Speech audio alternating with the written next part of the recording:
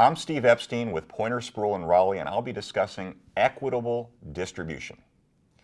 Equitable distribution is the division and distribution of property upon the dissolution of marriage. The key concepts for you to understand are marital property and marital debt. Think of equitable distribution as a football field with one goalpost representing the date of marriage and the other representing the date of separation. With only two exceptions I'll discuss in a moment, marital property is all property that either spouse first acquired after the date of marriage and which was still owned by either or both together on the date of separation. That includes bank accounts, 401ks, stocks, houses, vehicles, home furnishings, and so forth. It doesn't matter whose name was on the account or who has title to the vehicle. It's marital property if it was acquired between those two goalposts. A marital debt is one either spouse or both together first became obligated to pay between those goalposts so long as the debt benefited the marriage. So, for example, that new car your husband purchased a month before separation, that's marital property. The car financing he agreed to pay is marital debt. All of the credit card debt either of you incurred for household items, food, and so forth, that's marital debt as well. Separate property is what either spouse acquired before the date of marriage. It's not even on the football field. And there are two exceptions for separate property that can be obtained during the marriage, which includes gifts from someone other than your spouse and inheritances. Separate debt is debt that's incurred before the date of marriage or debt during the marriage which was incurred exclusively for the benefit of one spouse.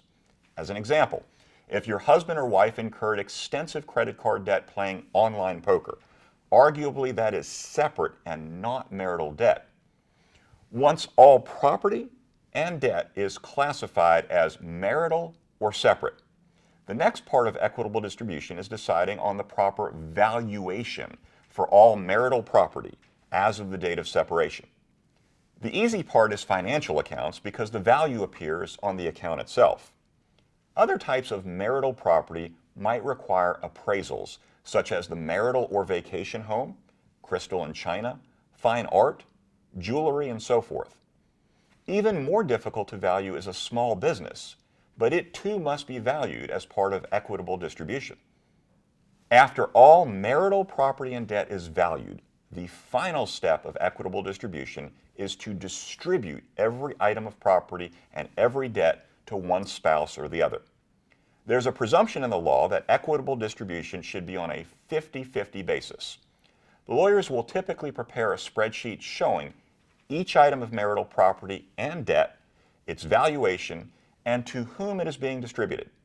If that results in a greater value for one spouse, that spouse must pay the other half of the difference to make each party's distribution of property and debt equal. That payment is generally tax-free to the spouse receiving it. Now, in most marriages, the most significant piece of marital property is the equity in the marital home, and the most significant marital debt is the mortgage on that home. Though you own that home and debt together, at most, one of you will keep it as you move forward with your separate lives. The spouses and their attorneys must decide fairly quickly who will continue servicing the mortgage debt, the insurance, taxes, and so forth, until there's an agreement regarding how to distribute the house and the mortgage debt, and how the parties servicing those debts will receive credit for doing so when equitable distribution finally occurs. The spouses and their lawyers may decide to sell the house, in which case they'll need to work together on all aspects of the sale and how the proceeds from the sale will ultimately be distributed. If you haven't given thought to these issues before separation, you need to devote full attention to them as quickly as possible thereafter.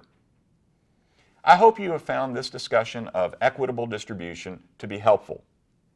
This video is part of a larger series that also includes the topics of child custody, child support, and alimony, and you might find those helpful as well.